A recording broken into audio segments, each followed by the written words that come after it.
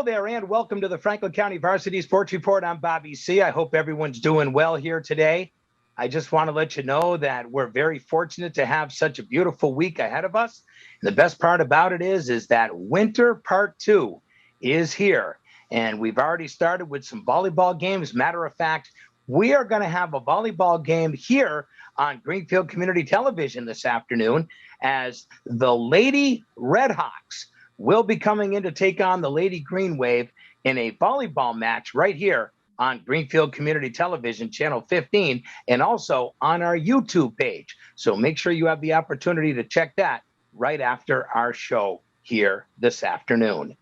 Want to say a big thank you to Joe Gamache. He is my guest here today. Joe Gamache is not only the athletic director of the Franklin County Tech School, but he is also the high school football coach. And how weird it is to be able to tell Joe that he's got to have kids ready to play football in the month of March.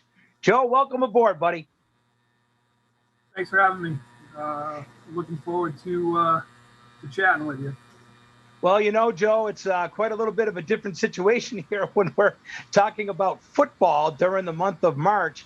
But the best part about it is that it looks like you guys have been able to have Mother Nature on your side to be able to get this season started this week.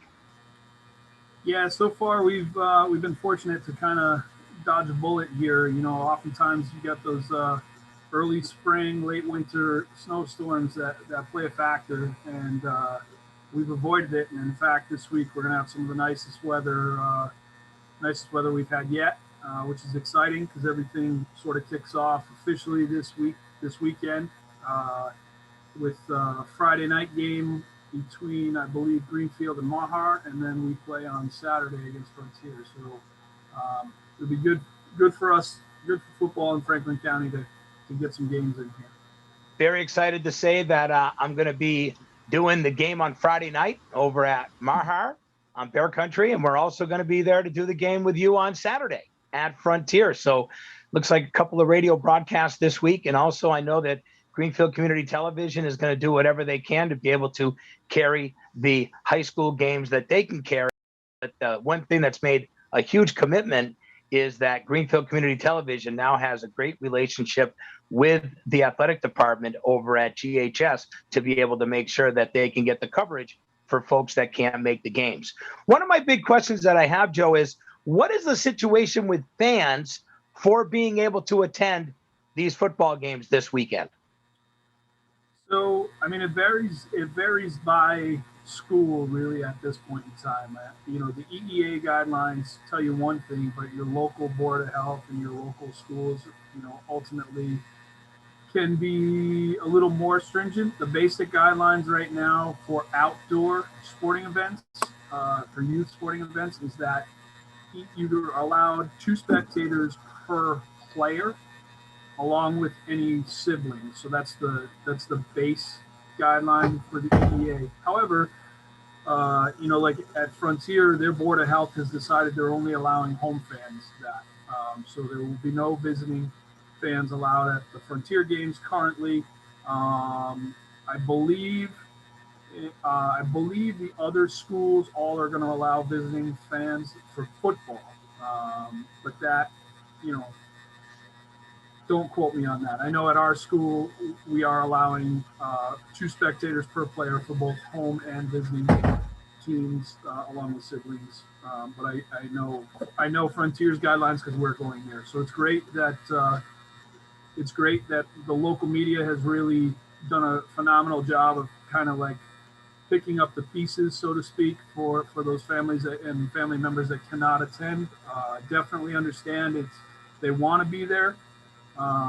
We hear that. We hear it all the time.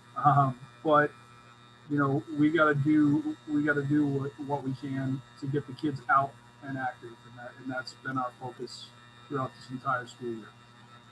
What's been your situation as far as practices are concerned? Have you guys been able to literally get out onto the field over the last couple of weeks, or has it been just recently because of the fact that the ground probably little bit of mud before we started getting all this wind? I know the wind is always a good factor for helping to hopefully dry up the field a little bit too. Yeah, so we here finally got on our fields towards the end of last week, our practice field. So, we haven't put a ton of time in on a field, and I know that anybody who has natural grass is in the same boat. Uh, Maher, of course, has the luxury of having that turf, so I'm sure they've been on the field a lot more than any of us. But we're making it work. We did a lot of parking lot practices, a lot of conditioning, which a lot of these kids need. To be quite honest with you, over the last year, most of the kids spend a lot of time on the couch, so it's not as easy to just get right in there and get active. And then if they didn't play basketball, they chances are they haven't played a sport since the end of football season last year, which is obviously almost 15 months. Do you have a lot of kids that took advantage of the opportunity of getting out there and conditioning during the fall time of this past year, where we knew there was going to be no football, but they still could be able to do some conditioning and practice at least? Did you have a bunch of kids who made any of a commitment for that? Yeah, so we were pretty fortunate. We had, I would say, between 20 and 25 kids that really took advantage of that. A lot of them were underclassmen, freshmen, sophomores that were looking to get acclimated, probably to the building, meet some new people, and get out and get active again. But we did have, a decent amount of our seniors were there. Some of them took that opportunity to work a little bit more, not knowing if this fall 2 season was actually going to happen or not, which I can't blame them there either. I mean, they have an opportunity to earn some extra money. So with the uncertainty around whether or not the season would actually happen, they chose that route. But those kids are back now too, which is great. It's just this is a great opportunity for the kids to get some games in, but the fall was certainly a great opportunity to just get them moving again. How many games are they going to be able to give you guys this year? Is it only going to be 4, or do you have a chance to maybe get 5? Or how they? I noticed that down in the Boston area, they're giving some teams a chance to get 7.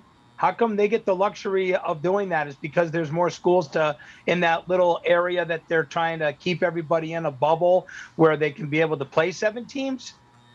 So there's a few different factors. Number one, they started a little bit earlier than we did because in Western Mass, the PVIAC, which basically governs all of Western Mass athletics, made a conscious decision to push our start date back a week after the Eastern Mass start date started, just because we wanted to give our basketball kids more of an opportunity to get some games in the winter. Plus, a lot of schools out in Eastern Mass have turf. So they had an opportunity to get out and on field a lot quicker than what we did out here. So there's that. And then there's also the aspect of regional competition throughout this entire school year. And it may change in the spring with baseball and softball. There's a lot of stuff going on there. But throughout the school year, we've been approved through our school committees and our local boards of health to just do sort of regional competition, which is just within Franklin County, and then the few schools that are just on the outskirts of Franklin County. So to answer your question, the reason why they're getting more games is they started earlier. Their regional bubble is probably slightly larger, meaning it has more schools in it.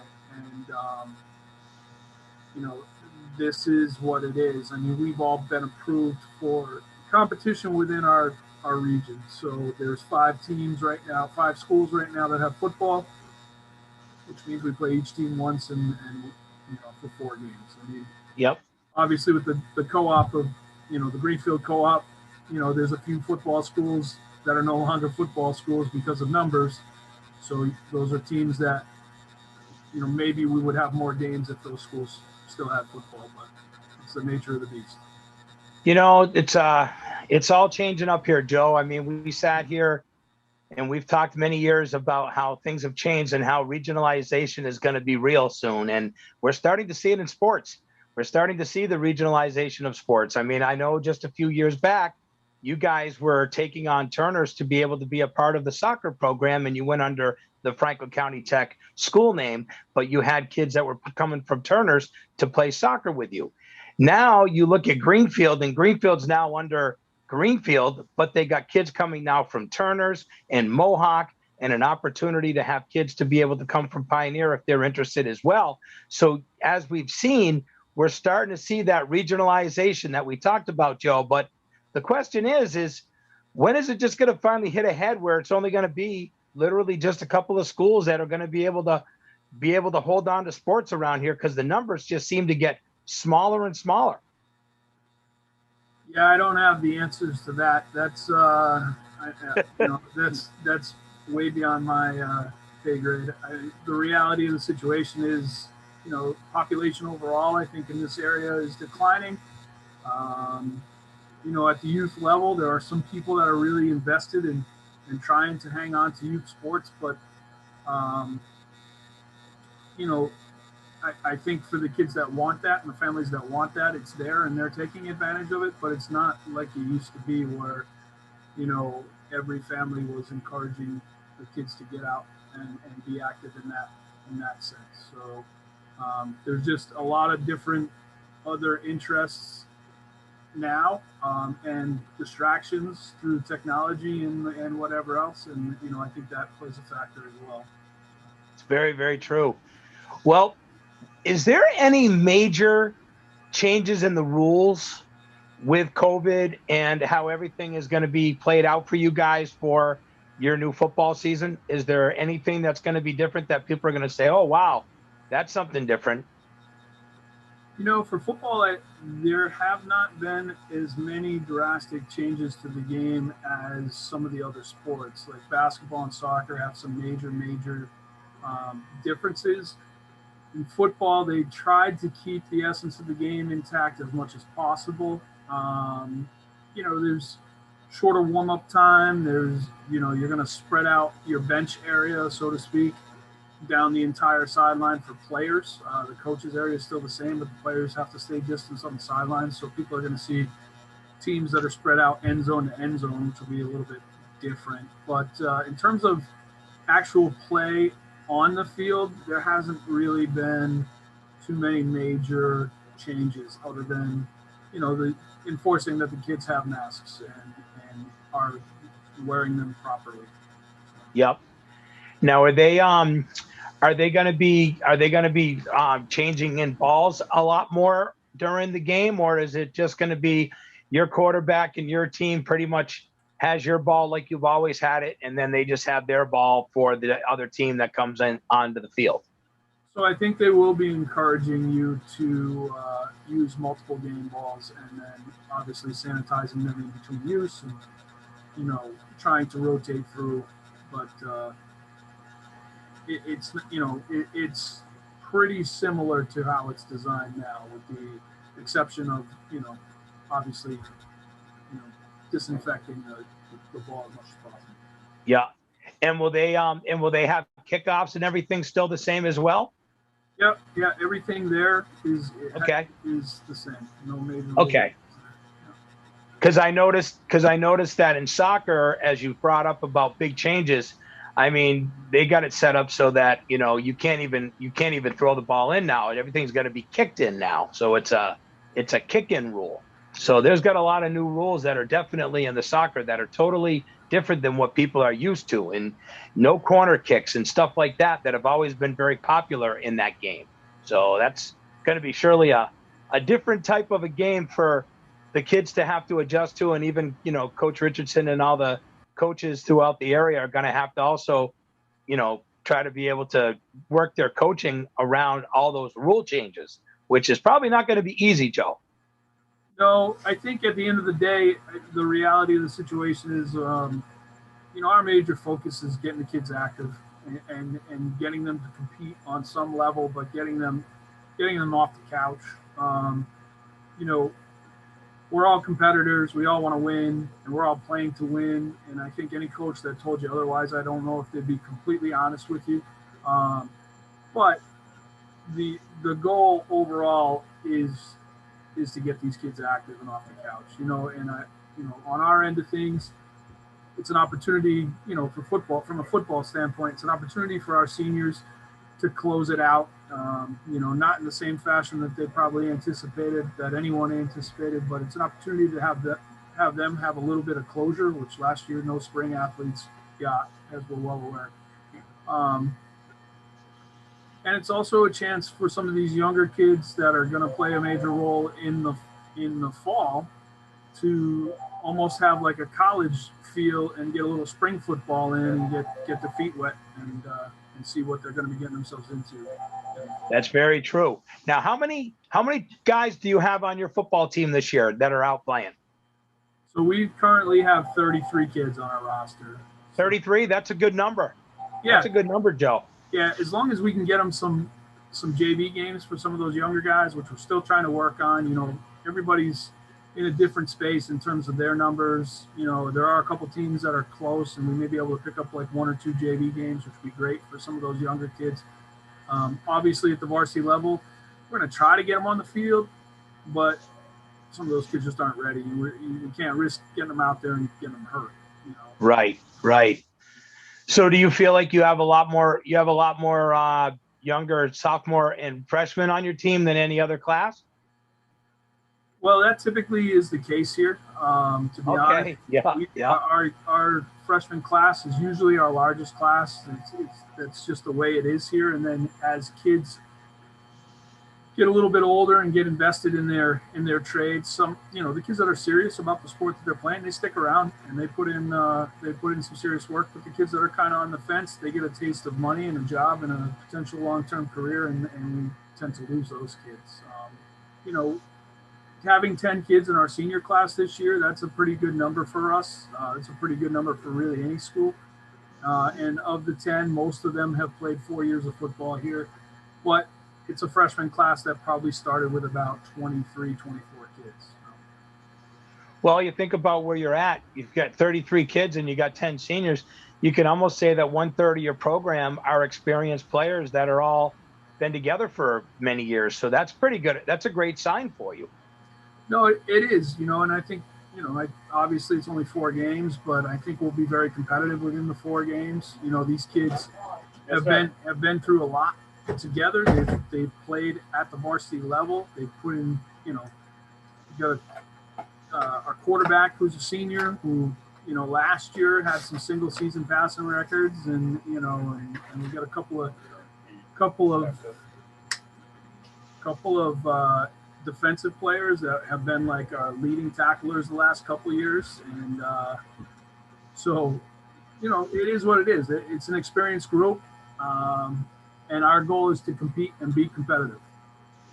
Well, the one thing that I can say is that the Franklin County Tech School has a bunch of wonderful kids that have worked hard, especially the kids I've seen over the past 4 or 5 years. And it's just great that you guys are even being able to play. I'm just more excited about that than anything. I always say, yeah, it's 4 games, but you know what? Yeah, it is 4 games, but it's also 4 games more than the kids could have had. So we need to look at the whole positive of this to give the kids some kind of something, So that's how I feel about it. Yeah, no, I think that's the right mindset, and that's make it the 4 best games of your life, because it's going to be the 4 last games. That's right. That's right. Well, I look at the teams that are out there. I know Greenfield, I guess they got around 24, 25 kids. You got 33 kids. Have you heard much about what the turnout is for Mahar or Athol? So briefly, I think Mahar, Athol are like high 20s, low 30s, very similar range. Is Frontier still got a ton of kids? Well, I don't know. Last I knew, they were somewhere like 26-ish kids. So okay. So you guys are all riding anywhere between 25 and 35, right in that little range there is pretty much where you guys are. Yep, that's what I'm hearing. Yeah. And is there anybody that has a lot of big changes that are coming, or a lot of them being able to get a lot of the return players to come back and play during this new time of the season? Sorry, I missed that. Okay. Have you heard that there are a lot of the players that normally are playing football during the fall time? Are they coming back for these schools that are some of these quality players to be able to play during this time of year? Or are some of the guys taking the season off to get ready for whether it's baseball or track and field or whatever? Yeah, no, I think anybody who is a football player is playing, to my knowledge. Good. And I Great. haven't heard of anybody that is taking that time away to prep for anything else. You know, by nature, I think football is a sport that kids don't just play to get in shape or get like. If you're a football player, typically speaking, you play football. Yep. You know, so um, you might play other sports, and some of those might be meaningful for you, but it's not likely that you would give up the sport of football to prep for something else, to my knowledge. Right. Well, I just got to say, I'm very excited that you guys are going to be starting this weekend. And like I said, I'll be there on Saturday. I'll see you there against Frontier in a game that will be able to be televised, which is great. We're very fortunate to have all of our local community access television stations being very involved in our community to be able to give the games to folks to be able to see. Will you guys have a link set up so that you guys can be able to stream your games for football this year for your home games, or is it going to be a little bit tough the way you guys have your setup over there? Yeah, I don't think we'll be live streaming our games. More than likely, we will videotape them and we'll add them to our YouTube channel or something like that later on. Yeah.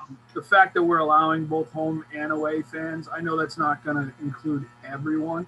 But in terms of live streaming, I don't know that we would have that capability either, because I'm not Right. sure that our Wi-Fi extends out to the football field area. So for us, it would be more likely to, film it and broadcast it later.